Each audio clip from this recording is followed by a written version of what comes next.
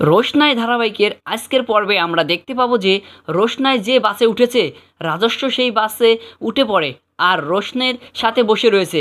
সেখান থেকে উঠতে যেতে চাইলে রাজেশ রোশনের হাত ধরে ফেলে আর বলে, চুপচাপ এখানে বসে থাকো। তুমি কি ভুলে গেছো আমি তোমাকে কতটা ভালোবাসি? আমি তোমাকে বলছি না তুমি শুধু আমার, আমি তোমাকে বিয়ে করব। আমি জানি অর্ণব তোমার সেই প্রেমিক, তাই না? রোশনাই ভয় বলে, আপনি কি যা তা বলছেন? রাজেশ বলে, আমি ঠিকই বলছি, আমি সব জানি। এদিকে ছোট বাইক নিয়ে পাঠিয়ে দেয় বেনারস যাওয়ার গাড়ির পিছনে। অর্ণব যতটা সম্ভব তাড়াতাড়ি সেই গাড়ির সামনে চলে আসে। অর্ণব দূর থেকে রোশনি রোশনি বলে ডাকতে থাকে।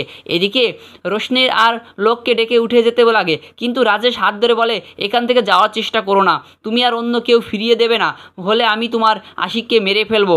রাজেশের কাছে বন্ধ থাকায় প্রশ্ন ভয় দেখে যায়। রোশনাই ভাবে এখন সে কী করবে? আরণ্যক তাকে ডাকছে কিন্তু সে পিছনে তাকাতে পারছে না। এভাবে গাড়ি গিয়ে একটি ধাবায় থামে। আরণ্যক সেখানে গিয়ে পৌঁছায় আর লুডুস নাকি বলে, রোশনাই কেন চলে এসেছিস? লে বাবা, কি তোমাকে গাড়িতে উঠে দিয়েছে?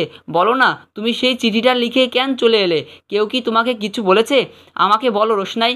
তো সত্যি কথা বলতে পারছে না আর লোককে বলে, না স্যার জি, আমাকে রাজেশ এখান থেকে নিয়ে যাচ্ছে, আমি ওর সাথে ফিরে যাচ্ছি। অর্ণব বলে, কি তুমি কি বলছো?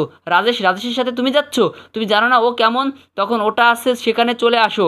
আর বলে, স্যার আপনি আমাদের মাঝখানে আসবেন না। রোশনাই কিছু বলতেও পারছে না, পাড়ার লোকে এভাবে দেখতে পারছে না। তো দর্শক হয়েছিল রোশনাই ধারাবাহিকের আজকের আপডেট। পরবর্তী আপডেট সবার আগে পেতে আমাদের চ্যানেলটি এক্ষুনি সাবস্ক্রাইব করে রাখুন।